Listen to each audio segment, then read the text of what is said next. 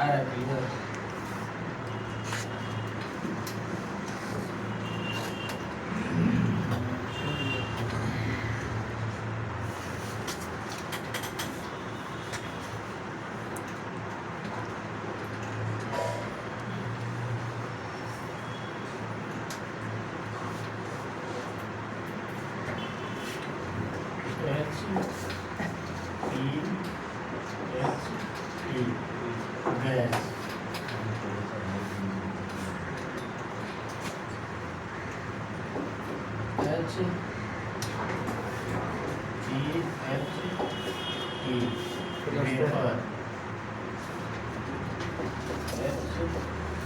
Gas liquid, ठीक है। HEL outlet, समझ में आ रहा है? ये HEHE गैस इनलेट, ठीक है।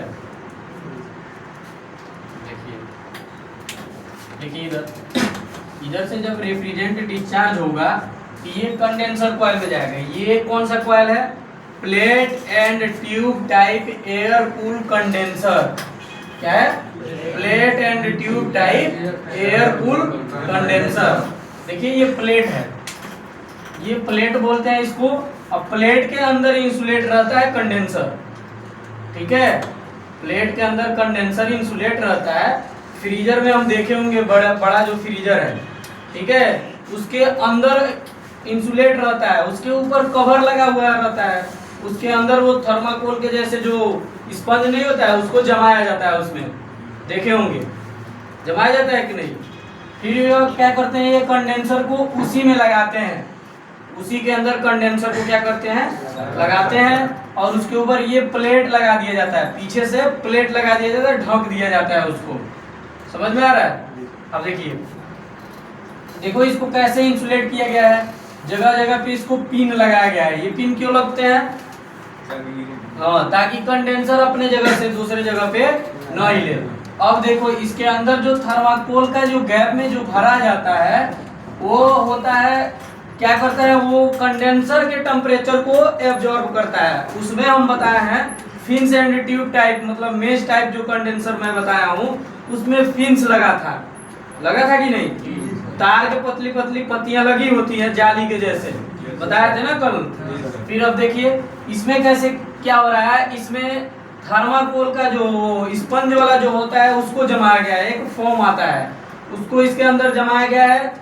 इस कंडेंसर के टेम्परेचर को वो फोम एब्जॉर्ब कर रहा है, उसमें फिन्स एब्जॉर्ब कर रहा था और इसमें फोम जो क्या बोलते हैं, इस स्पंज जो होता है वो एब्जॉर्ब कर रहा है इसके टेम्परेचर को।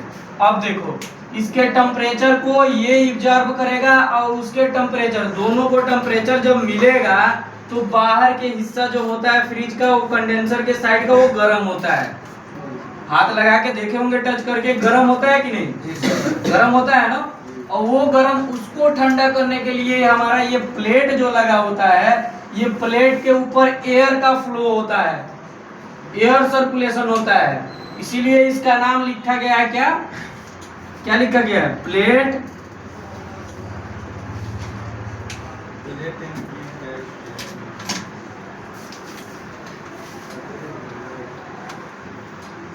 Plate and tube type air cooled condenser, ठीक है। इसका नाम दिया गया है plate and tube type air cooled condenser. Plate and tube क्यों कहा गया है? प्लेट के अंदर जो होता है, प्लेट एंड ट्यूब, ट्यूब का मतलब कंडेंसर पाइप, पाइप को ही ट्यूब बोलेंगे हम। Plate and tube type air cool condenser, मतलब एयर का फ्लो हो रहा है इसके ऊपर, एयर का फ्लो हो रहा है, उसको हम बोलते हैं कंडेंसर के ऊपर एयर का फ्लो हो रहा है और कंडेंसर हमारा ये पार्ट है। ठीक है, plate and tube type air cool condenser. अब देखिए इधर से गैस जो डिस्चार्ज होके जाता है हाई प्रेशर हाई टेम्परेचर के रूप में, तो किस रूप में रहता है? पहले गैसीय अवस्था में रहता है कि नहीं जी सर। और फिर उसके बाद कुछ टाइम बाद इसमें जो रेफ्रिजरेंट डाले जाते हैं वो रेफ्रिजरेंट थोड़ा सा टेम्परेचर को क्या हो जाता है? वेपराइज हो जाता है। क्या होता है? वेपराइज हो जाता है। अब देखिए थोड़ा सा टेम्परेचर पे ये वेपराइज बना तो HPHT का मतलब high pressure high temperature vapour. समझ में आया? अब देखो उसके बाद हमारा किस रूप में आया?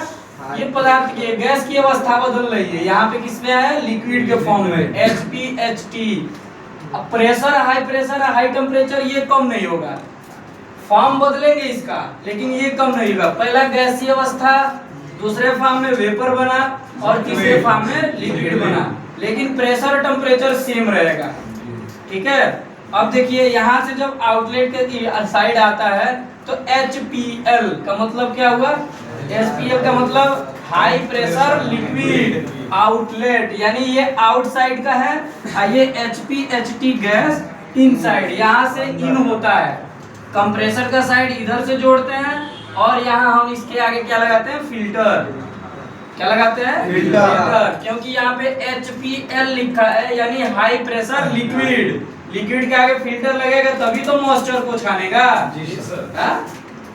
समझ में आया? जी सर। चलिए ठीक है।